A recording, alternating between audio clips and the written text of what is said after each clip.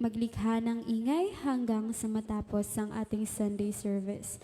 Dahil especially ngayon po at dadako na po tayo sa pinaka-importanting bahagi ng ating Sunday service. Ihanda na po natin ang ating mga notebook, ballpen, Bible at higit sa lahat ang ating mga sarili para po sa pakikinig ng salita ng Diyos.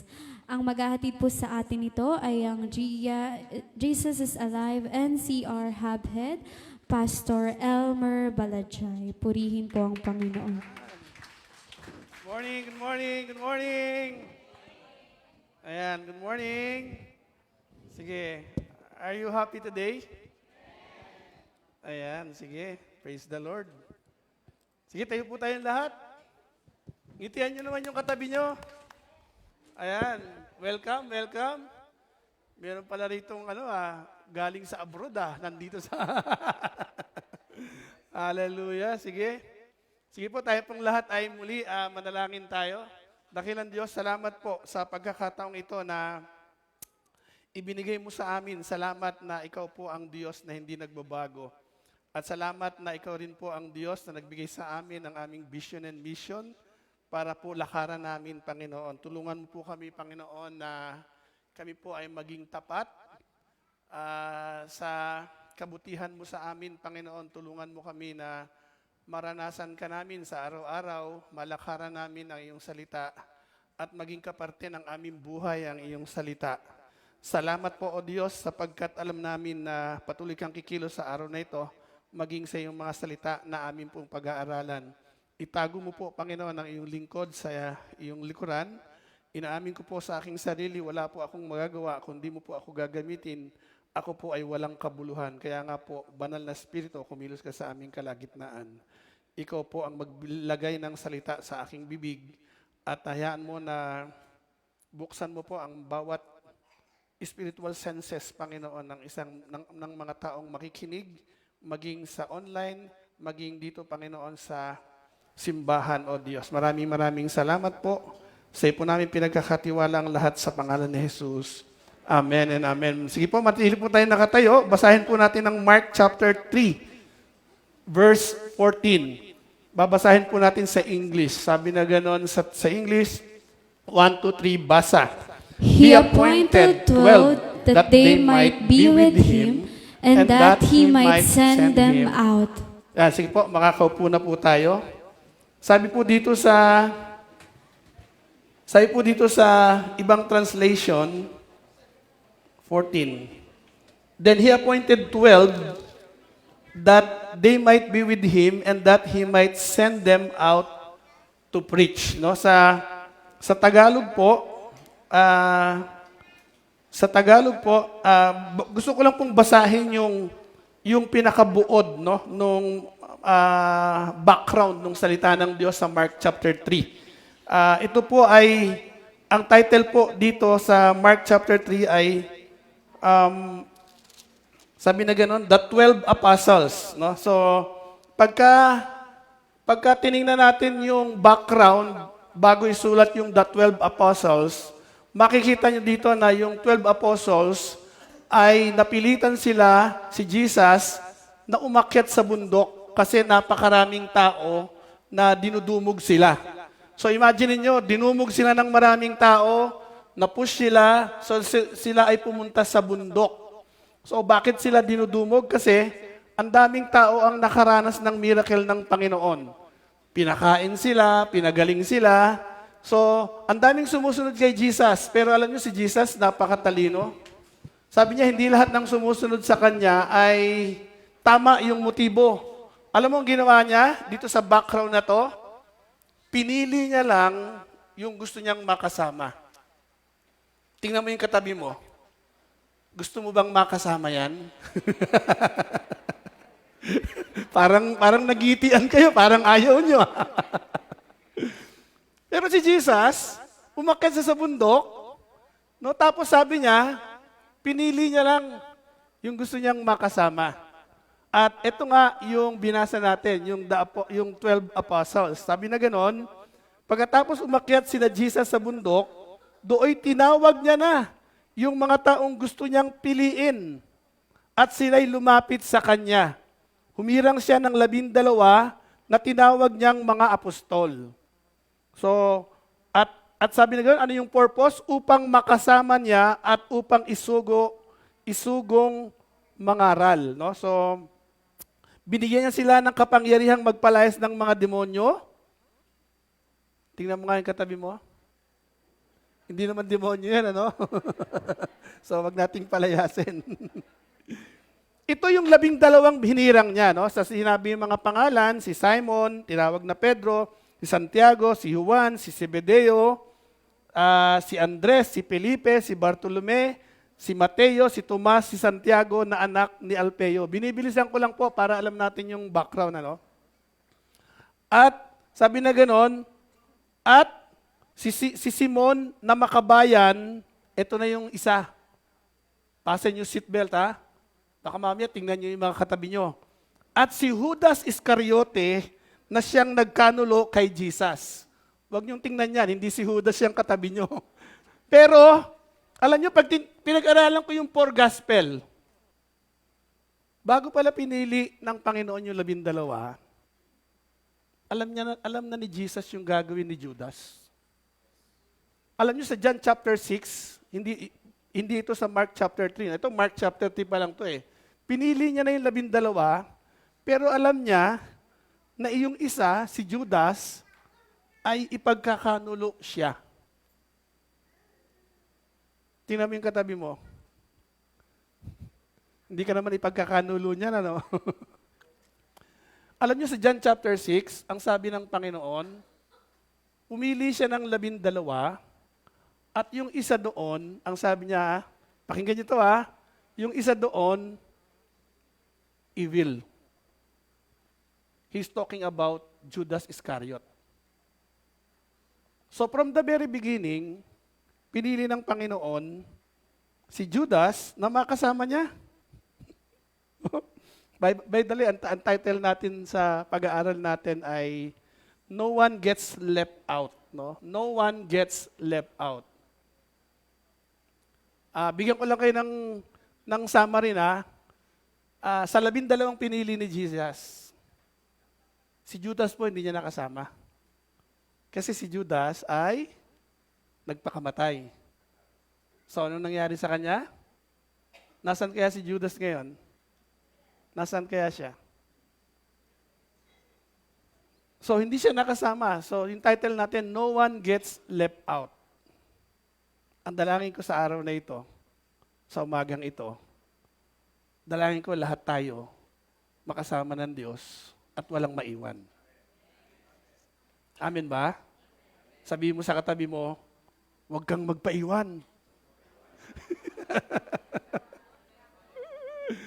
Ayan. Titingnan natin para hindi tayo maiwan. So, going back dun sa binasa natin, He appointed 12 that they might be with Him and that He might send them out. So, sino ang pumili? Si Jesus.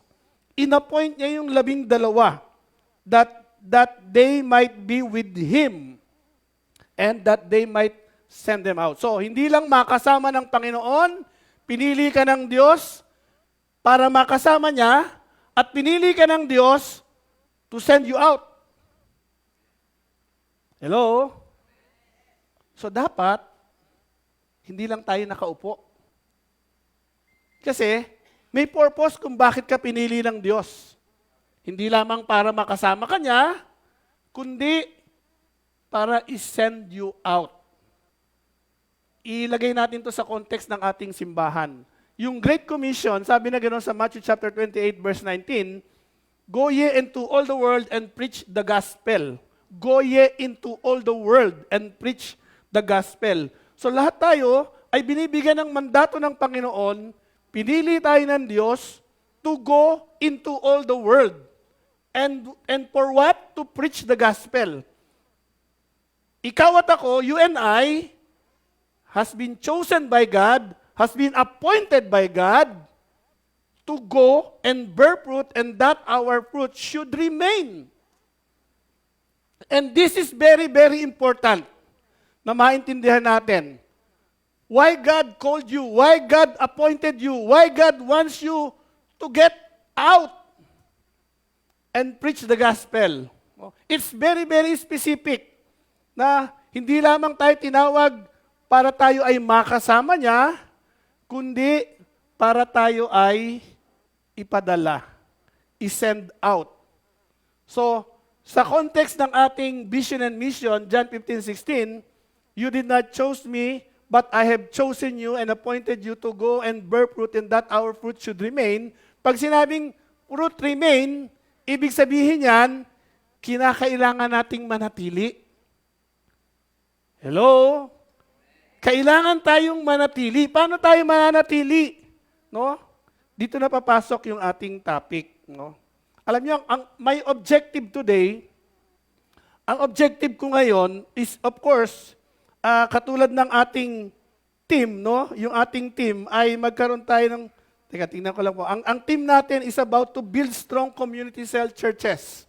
That is our team. And ang objective ko is every member to be connected to a community cell churches or cell group and be nurtured unto maturity. Ang gusto natin, of course, hindi lamang tayo naka-receive ng salvation, hindi lamang tayo nakakilala sa Panginoon to be a Christian, kundi tayo rin ay manatili. No? Ano yung manatili? Para tayo ay lumago into maturity. And that is the main purpose ng Panginoon. For us to stay in a local church, kinakailangan tayong maging membro ng small group. Bakit? Why? Ang gusto ng Panginoon, tayo ay manatili into maturity para tayo ay maipadala ng Diyos sa ubasan na nais niya. Ito yung purpose ng cell group. No? So, tayo ay ma-nurture at into maturity. So, going back doon sa ating topic, no? Of course, ang main purpose ng cell group is also to disciple and to put them into a program called cell group. So yan po ang main goal ng ating School of Workers. Ang School of Workers natin ay merong SO1 na tinatawag, and this SO1, ang number 12 na topic niya ay is about cell group. Kung kayo po, if you have completed yung School of Workers Module 1, ang topic po sa ika-12 topic o yung number 12 topic is cell group system. No, after nyan, pag-aaralan na rin yung cell group, how to be a cell leader, so may cell group system din. But the basic unit ng simbahan, of course, the basic unit ng element is, ang basic element ng church ay cell group. Kapag ang cell group mahina ang simbahan. If ang cell group malalakas, malakas ang simbahan. So ang nagde-determine ng lakas ng simbahan, yung bonding, yung lalakas ng mga cell group. Ako po ay produkto ng cell group. I'm a product of cell group. Until now, andito pa rin yung mga dati kong mga ka-cell group. No? Nagtandaan na lang kami. Sila Kuya Bong, si Kuya Tong, sila Kuya Richard dati. So, yan yung mga cell group namin dati. And most of them, mga leaders na. Most of them, tumanda na. At yung iba, magiging senior citizen na. Umamin na kayo, Kuya Bong at saka Kuya Tong. So, magiging senior citizen na. So, si Jesus, He appointed 12 para makasama niya, and then nagkaroon siya ng personal relationship sa kanila at tinuruan niya ito. No? So, this 12, pinayuhan niya, pinangaralan niya, sinaway niya, ipinakita niya yung pinakita niya sa kanila yung kanyang buhay. And this is very, very important. If you are part of the cell group, you are cell member, you are facilitator, you are cell leader, no? Meron tayong parte sa kaharian ng Diyos. Importanteng maunawaan natin ito, mga kapatid. Kasi kung ikaw ay hindi parte ng cell group, you will not grow. You will not grow. Hello? Hello? You will not grow. Hindi ka magiging mature. Kasi, I can teach you information, but in the cell group, nagkakaroon po ng transformation. You know why? Kasi dito nakakapagsalita, nakakapag-express yung tao ng kung ano yung kanilang damdamin. Sa ganitong crowd, in a big crowd, you cannot express your feelings to me, lahat. I can express my feelings to you, pero you cannot express your feeling sa akin kasi marami. Pero sa small group, lahat nakakapagsalita. Lahat pwedeng mag-express, lahat pwedeng magpahanalanginan, lahat pwedeng magsalita about the Word of God. Lahat pwedeng mag-share. Hindi lang kainan. No? So, regular meeting at saka yung wipe dapat ginagawa sa cell group. Worship, information, fellowship, and evangelism. This should be the main purpose kung bakit tayo nagkakaroon ng cell group. Dapat sa cell group may worship, may information, which is the truth or the Word of God. May pagtuturo ng salita ng Diyos, merong fellowship, eating fellowship, and evangelism. Kapag ang cell group nyo hindi lumalago, barkadahan lang ang tawag doon. Dying. Dying cell. No? Dapat ang cell group, automatic yan, lumalago. Nagkakaroon ng maturity yung bawat miyembro. Kung dati, si Kuya Lito, tagapakinig lang, ngayon, after 1 month, marunong na siyang mag-share. After 1 year or 2 years, dapat marunong na siyang mag-evangelize, marunong na siyang mag-handle ng small group din. Tahimik. Hello? Mga kapatid, kapag hindi kayo lumalago,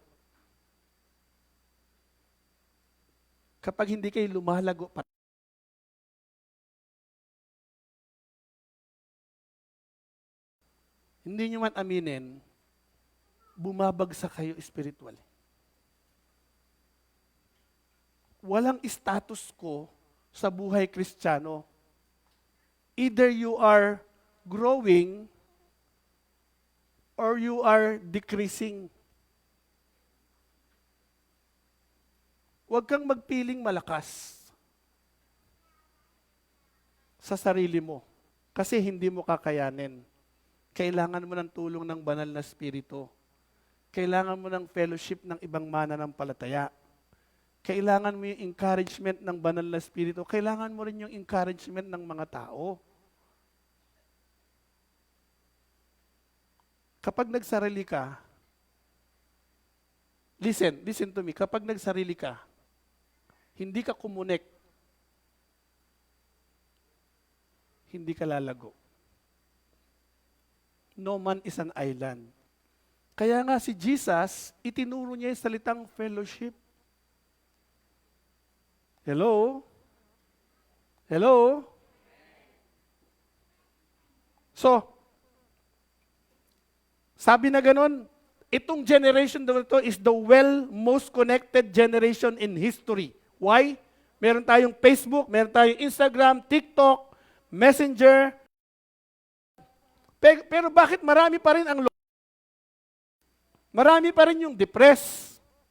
Marami pa rin yung feeling invisible. You can have 5,000 followers and still feel like nobody cares. You can attend the church every Sunday and still you feel disconnected. Why? Because people don't just need content. People need community. People don't just need followers. People need family. Kaya nga tayo is a family here. Pamilya tayo dito. And that exactly what Jesus built. Hindi lang siya nagtayo ng ministry. Hindi lang siya nagparami ng crowd. Jesus intentionally built a strong, caring, growing, small group. At dahil doon, because of that small group, they turned the world upside down for Christ. So ano yung point ko nung sumakita natin dito? Jesus did not build a crowd, He built a community. Yung point number 1 na gusto kong makita natin dito, Jesus chose relationship over crowd. Kaya nga, He appointed 12. Iniwanan niya yung crowd. Alam niyo, pag tinignan niyo yung chapter 3, iniwanan niya yung crowd. Yung sumunod na istorya, dinumog na naman siya ng mga tao. Ayaw niya ng crowd. Hindi naman sa ayaw niya ng crowd. Kaya lang alam niya yung intensyon ng mga tao. Alam niyo, ilan tayo lahat dito? 200, 180? Hello? Ilan tayo lahat dito? 180 or 200 person tayo dito ngayon. But you know, God knows what is inside your heart, your mind. Alam ng Diyos yung motive. Your motive, alam ng Diyos. Kung ang motibo mo lang dito ay magpa-cute, alam ng Diyos. Kung ang motibo mo lang dito, sana gumaling ako. Sana pagpalain ako. Alam ng Diyos. Pero kung ang motibo mo dito, Lord, I want to be closer to you. I want to know you more. Kapag ganito ang motibo natin, kesa dun sa yung crowd, no? Kaya hinahabol si Jesus kasi nag-miracle siya ng tinapay at isda. Pinakain niya yung 5,000. Mayroon pang take out. Aba, pagka ganyan ng simbahan, lagi akong atin every Sunday.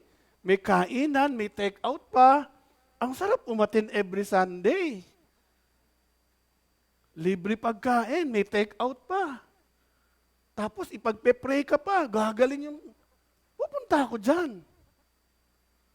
Mali ang motibo.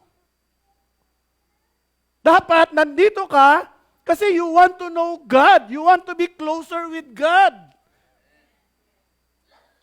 You want to worship Him. You want to be mature. I want to listen to the Word of God. I want to know more about Him. Kung dati, eto lang yung pagkakilala ko sa Kanya, umaangat yung ating pagkakilala sa Kanya daily. We become closer to God daily. Hindi yung daily, minsan nakakalimutan natin siya. Minsan, pagka gusto lang natin siyang tawagan, i-approach natin ang Diyos. Diyan ka muna, Lord, ha? Eto muna ako muna mag-ahari, ako muna ang Panginoon dito, ako muna masusunod. Pag may problema, Lord, may problema ako. Lord, may kailangan ako. Hindi dapat ganun ang Panginoon, dapat nauuna siya. Amen po ba? Kasi ang laki ng binayaran ng Panginoon. He gave His life. Ang ipinambayad niya sa ating kasalanan ang kanyang banal na dugo. Na dapat nandun siya sa langit, may comfort, pero pinili niyang mamatay doon sa krus ng Kalbaryo, dumanak ang dugo, because He loves you. He loves you. And the life that you have in your heart is the very life of Jesus. When you accepted God as your Lord and personal Savior, the moment you open your heart to God and say, Lord, I need you, those who call upon the name of the Lord shall be saved. If we call upon the name of the Lord, ang sabi ng Romans chapter 8, you will be saved. Mga kapatid, libre ang kaligtasan, pero ang ipinambayad ng ating Panginoon ay ang kanyang banal na dugo. Huwag po nating sayangin ang buhay na ipinagkaloob sa atin ng Panginoon. Amen po ba? Amen po ba? Sabihin mo sa katabi mo, huwag mong sayangin ang buhay mo.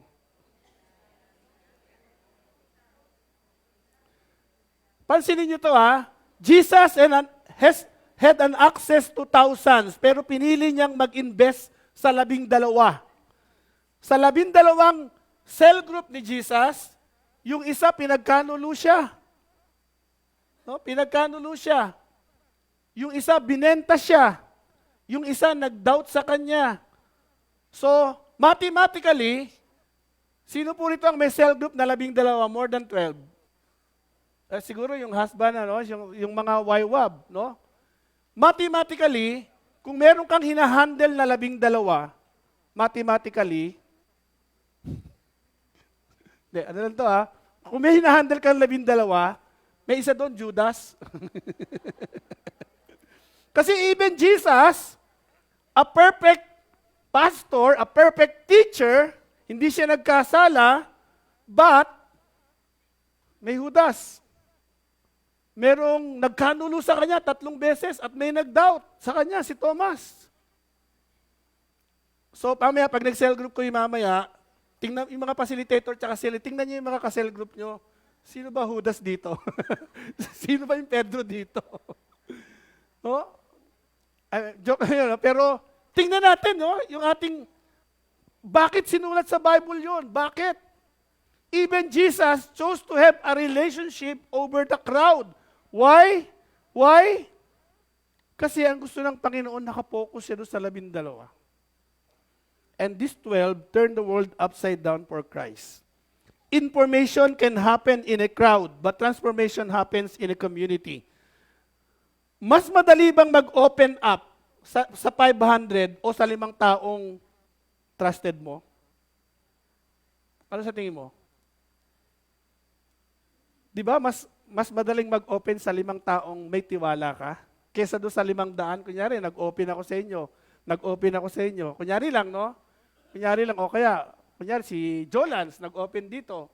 Sinabi niya rito, pag-pray nyo naman, may girlfriend ka sa pinag-pray Siyempre, parang, bakit naman min-open pa ni Jolans yun? Hindi naman totoo yun. Wala pa naman siyang pinag-pray na girlfriend. Di ba? Pero pagka yung mga 5 pinagkakatiwalaan niya, inopen niya yon, sasabihin lang ng 5 kausap niya na pinagkakatiwalaan niya, ay, tumigil ka nga, wala ka pa naman namin nakikitang no? Wala pa naman siyang pinagpe-pray. Di ba, Jonas? Wala pa, no? Hindi daw, biglang nagbago. Parang meron na daw. So, sino ang unang tinatawag mo kapag may problema ka? Sino? Of course, bukod kay Lord, sino? Kapatiran, di ba? Tama ba? Bigla kang pumupunta sa GC.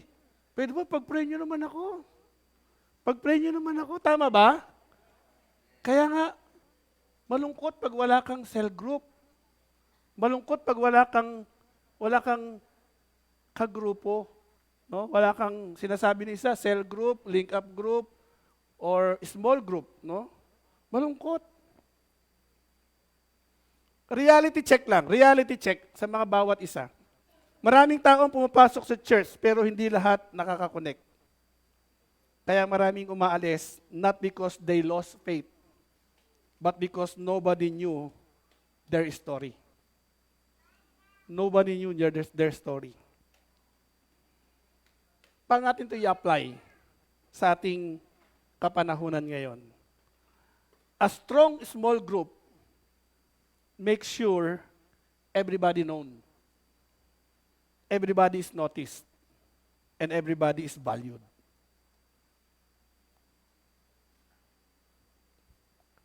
Nung ako po ay nasa cell group, kami ay mga bunch na mga sabihin na natin na kami mga kabataan na hindi naman kami popular. No, hindi rin kami yung mga may sinabi, no? Pero alam nyo, meron kaming cell leader na naniwala sa amin, pinagalitan kami, tinuruan kami, pinagpray kami, inalagaan kami, pinapalo up kami, no? Pinagsasabihan kami. Kapag hindi kami nag-tithes and offering, tatawagin kaming magnanakaw. Noong una, hindi namin maintindihan bakit ang higpit-higpit ng aming cell leader. Bakit kapag nagsalita siya para kaming talagang inihigpitan, parang ganon. Pero I realized today, kung hindi pala mahigpit yung aming cell leader noon, kasi baka nawala kami sa pananampalataya. Bakit kinukulit kami, pinapalo up kami, tinatawagan kami, pinupuntahan kami sa bahay, no? Kinatanong lagi kami anong problema namin, anong prayer request namin. No, kapag may gawain, yayayain kami. No, kung saan kami niyayaya. Doon ko lang na-realize na yung training na ibinigay ng Panginoon sa amin ay napaganda, no, yung aming spiritual na buhay and journey. And I encourage you, no, to be part of the cell group and then be participative sa inyong small group and cell group. Kapag may sinabi si cell facilitator, cell leader, go. No? Pag yung sinabing may gagawin ang cell group, go. No, kasi pamilya niyo yan. Amen po ba? Pamilya natin ang cell group natin.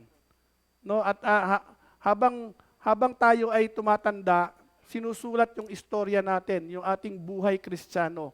Na isang araw, etong si Kuya Lito ay nakarating sa Australia, mukhang walang pasalubong sa akin, pero ka-cell group ko siya. Bakit ganon? Joke lang.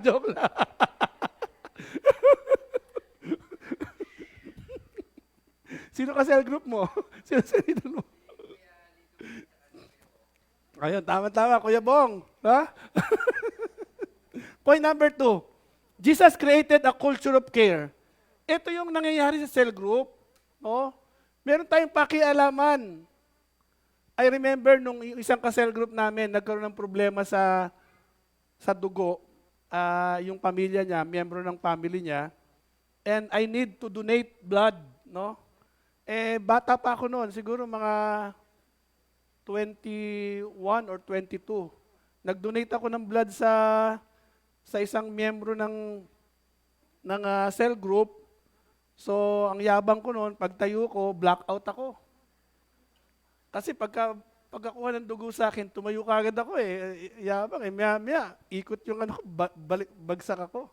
Dapat pala nakapahinga ka lang, no? So, pero what I'm saying is that sa cell group, because dahil very close na kayo, and pag may mga problema na ganyan, ang daming dumadamay.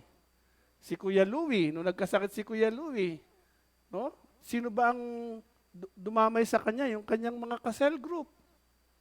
No? Kapag nagkakasakit yung mga kapatid natin, sino unang nananalangin? Yung mga cell member. No? Tingnan mo yung katabi mo, yung mga ka-cell member mo, kawayan mo na kawayan nyo yung mga ka-cell member nyo.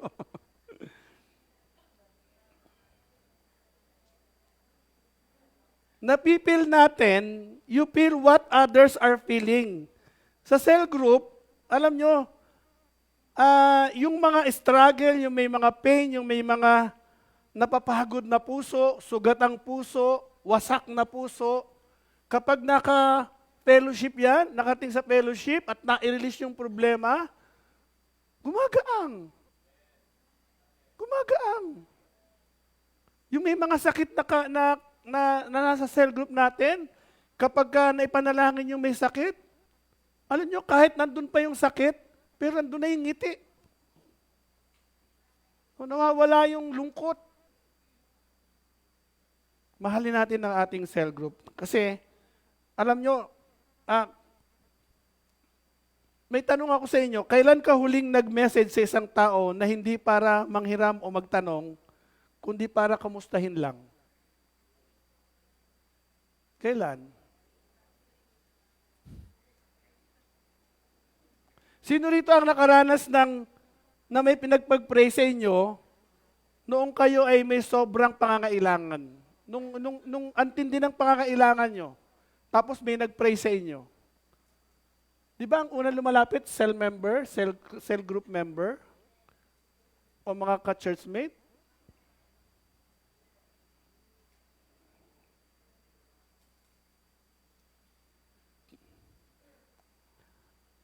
Number 3. Point number 3, Jesus created belonging before performance. Sabi nga sa John chapter 13 verse 35, by this everyone will know that you are my disciples if you love one another. Jesus did not say they will know you by your talent, they will know you by your title, they will know you by your achievement. He said, they will know you by your love. No? Ano ba ang mas gusto mo? A place where you are judged or a place where you love while you are growing? Yung andun yung pagmamahal pero ikaw ay lumalago, o yung lugar na parang ikaw lagi kang ginajudge. Of course, ang gusto natin yung pag-ibig, no? Sabi na ganun, a healthy cell group says you belong before you become. Hindi perfect people ang hinahanap ni Jesus. He transformed ordinary people. The church is not a museum for saints. It's a hospital for people who need Jesus. Tandaan natin yan. Belong before become. Sa cell group, tatanggapin ka. Kahit ano pang problema mo, kahit ano pang pinagdadaanan mo, maraming mananalangin sa'yo. Kasi a healthy cell group, sinasabi na gano'n, you belong before you became. Number 4, ano pa ang ginawa ni Jesus? Bakit very strong yung kanyang cell group? Jesus developed everyone. No? Sa Luke chapter 9, verse 1 and 2, then He called His 12 disciples together and gave them power and authority over all demons and to cure diseases.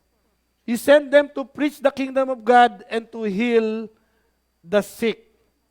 Jesus sent His disciples out to minister. Jesus never built spectator. He built contributors. Hindi lang attendance ang goal natin dito sa church. Transformation ang goal natin dito. Kaya nga every cell leaders, facilitators, cell members, dapat nakikita natin yung spiritual journey. Hindi lang yung, ang dami nating miyembro sa cell group. Pero yung mga miyembro naman natin, hindi lumalago. So, sa cell group, we are building people, tinitingnan natin sila to become a future leaders, future disciples. No? I started as a cell member, and then dinala ko ng aking cell leader sa iba't ibang mga institution, sa iba't ibang mission place, and then nag-grow ang aking pananampalataya, lumago yung aking passion and compassion for the lost. Because during that time, lagi kami ine-expose sa evangelism. So yung compassion and passion for the lost, lumaki ng lumaki, lumago ng lumago, until lumabas na lang sa bibig namin, no? Na naging lifestyle na yung pagbabahagi ng salita ng Diyos. Matanong ko kayo ngayon, as a Christian mga kapatid, meron ka bang ini-encourage ngayon sa kanyang pananampalataya? As a Christian, tell me, meron ka bang tao ngayon na ini-encourage mo para siya ay manampalataya o lumago sa kanyang pananampalataya? Meron ba? Yung sa wala pa, I encourage you, no, to have time to talk to a person and help them, encourage them, na kahit magpatuloy lang sa pananampalataya. And then unti-unti, para siya ay lumago. I have seen a lot of members dito na ang bilis ng paglago. Mabilis yung paglago. Meron din namang miyembro na hindi lumalago. No? Meron din namang miyembro na spectator lang. At meron din namang miyembro na okay lang. Ang panalangin ko,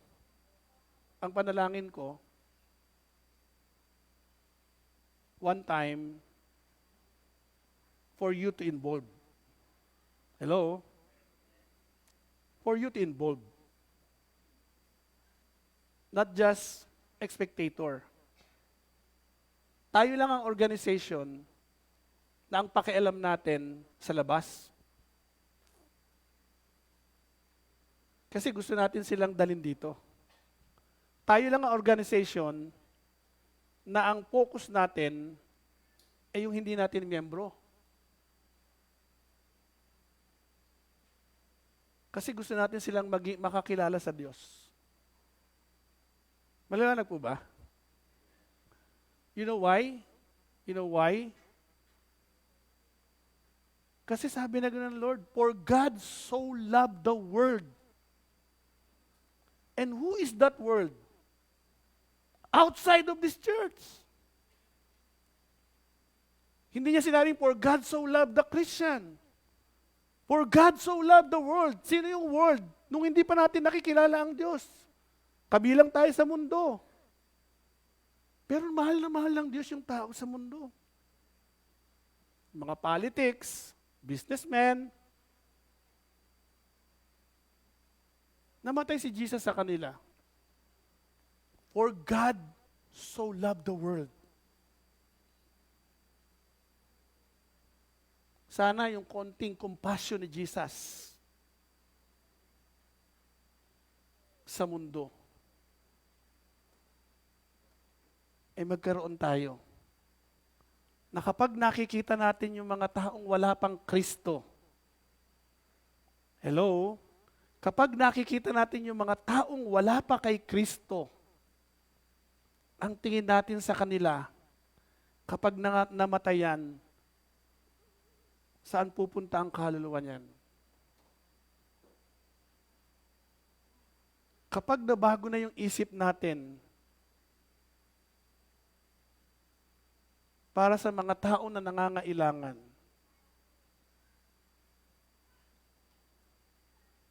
hindi na tayo spectator lang. Ang tawag sa atin, contributor na. Sabihin mo sa katabi mo, maging contributor ka naman.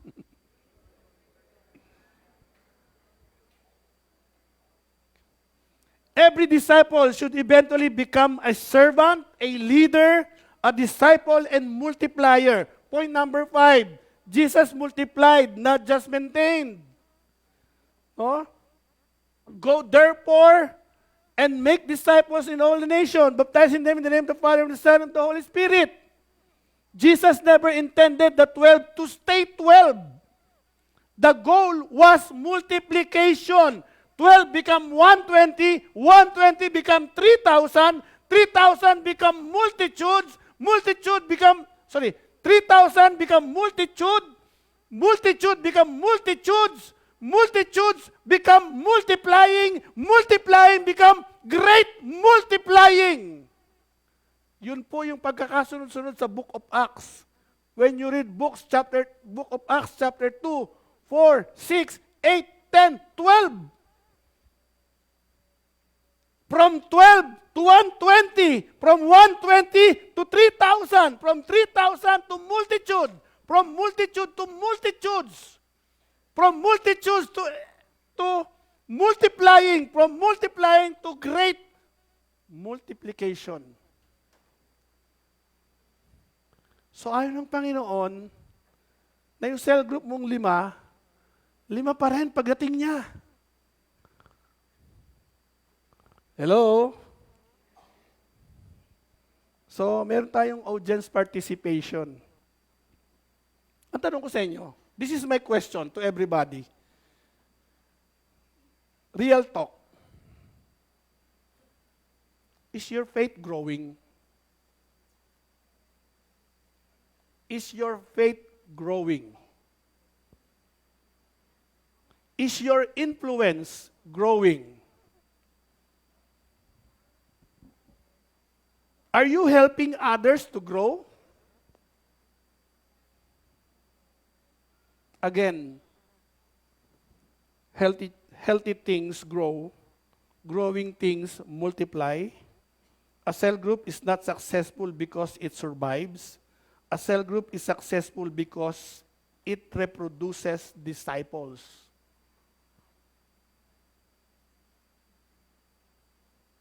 So ano yung idea rito? Jesus built contributors, not spectators. Jesus built a strong and growing small group because He connected people before He corrected people. He cared for people before He challenged people.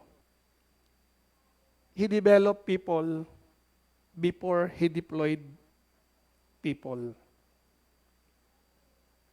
And the last thing, Jesus loved people until they become leaders.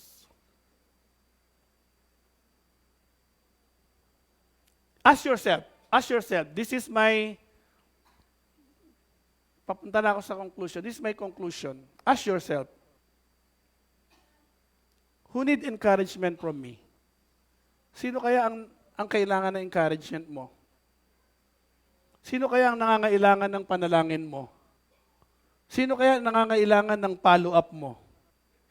Sino kaya ang nangangailangan na kailangan mong invite sa community, sa cell group, sa church? Mga kapatid, listen. Don't wait for the pastor to do it. Don't wait for the leader to do it. Be the person who creates the culture of care. Sa simbahan, bigyan ko ng konting example. Sa simbahan, kapag may nakita kayong kalat, lamputin nyo na. Huwag nyo na hintayin yung mga tagapaglinis. Kasi kung mahal natin itong lugar natin, mahalin natin yan nandito. Amen po ba?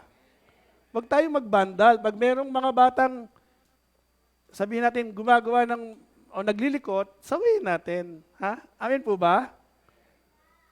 Pag may mga improvement na kailangan tayo dito sa simbahan, sabihin nyo kay Pastora, sabihin nyo, Pastora, walang sabon sa CR, hindi kami sabihin natin. Huwag tayong mahiya. Amen po ba? Kasi pamilya tayo rito. Pamilya tayo dito. Sabi na gano'n, sama-sama, tulong-tulong sa pagsulong ng kaharian ng Diyos. Tayo lahat.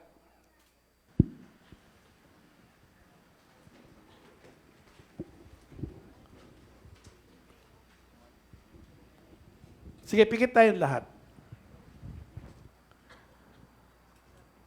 Kapatid, isipin mo ang Panginoon.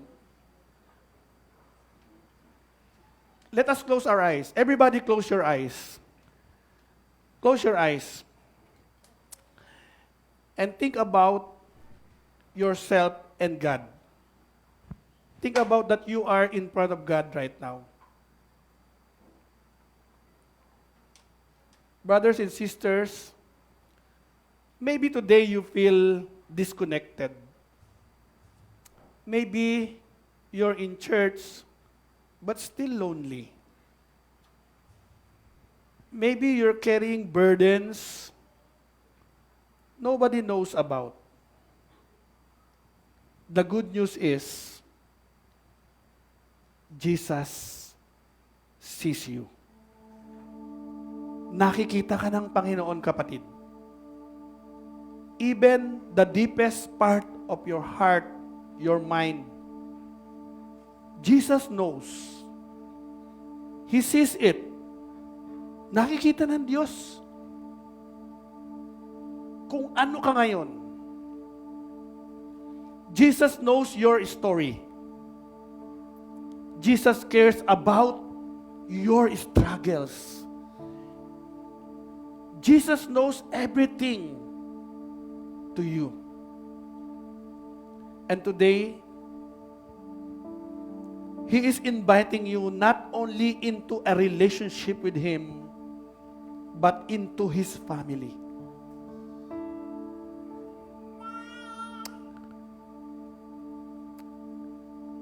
I see the Holy Spirit is calling you to become a builder of community.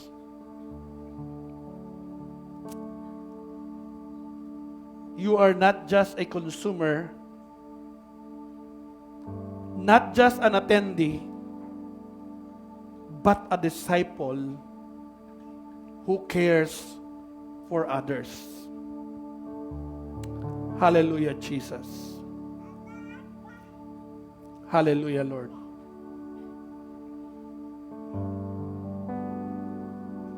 Hallelujah, Jesus. Talk to Jesus right now. Talk to Him. Talk to Him. Sabihin mo sa Kanya lahat. Kausapin mo siya ngayon.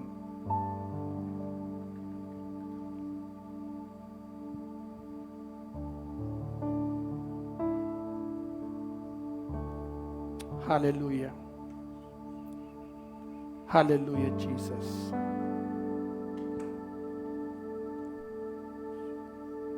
Hallelujah, Jesus. O Yarashika.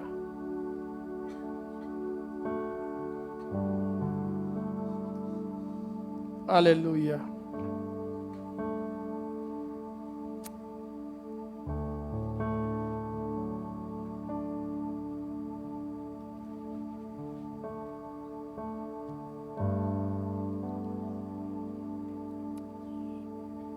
Kapatid,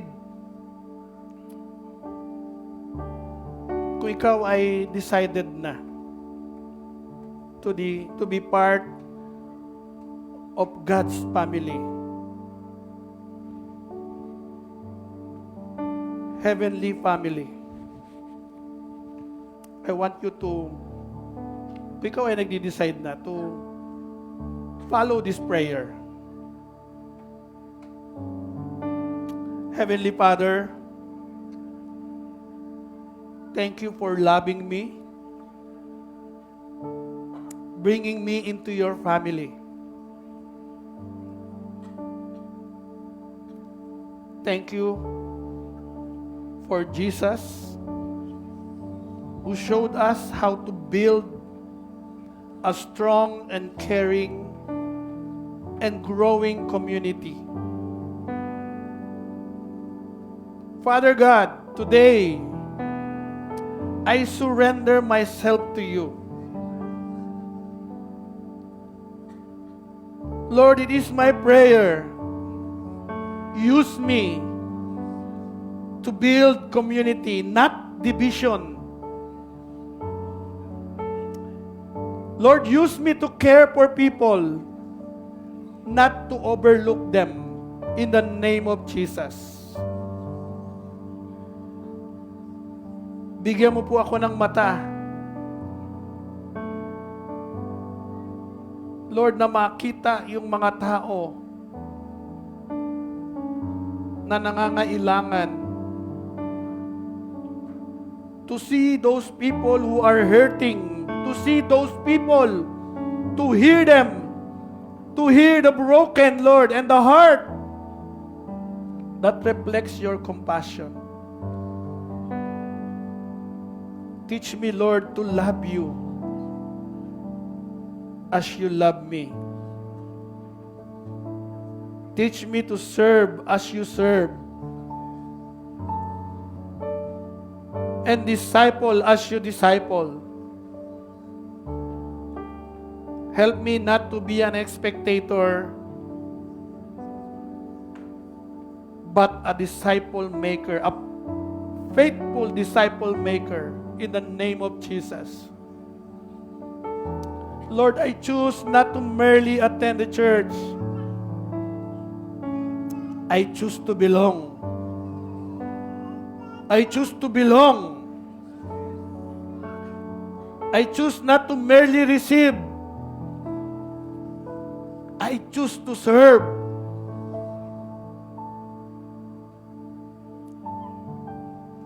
I choose not to merely follow you, but I choose to lead others to Christ. In the name of Jesus.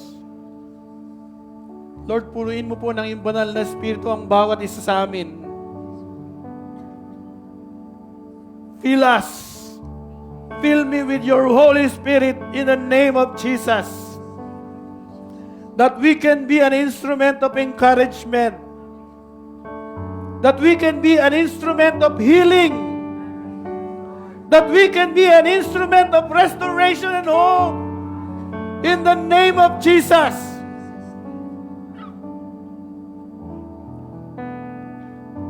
Lord, cause me, make me a bridge that connects people to Jesus and to His family.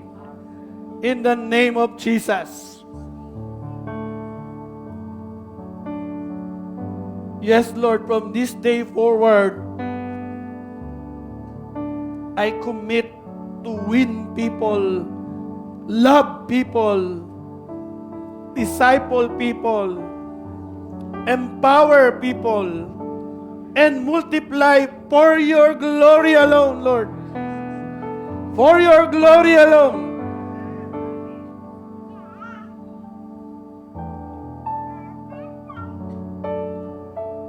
And this is our prayer. May no one around me be left out. Lord, may no one around me be left out. In the name of Jesus. May no one around me be forgotten or uncared for.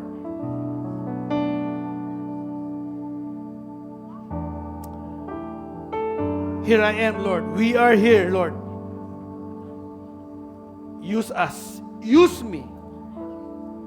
Send me.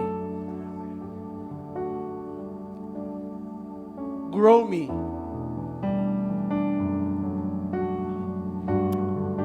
And through me, Lord, build a strong community church that honors your name. Hallelujah. Hallelujah.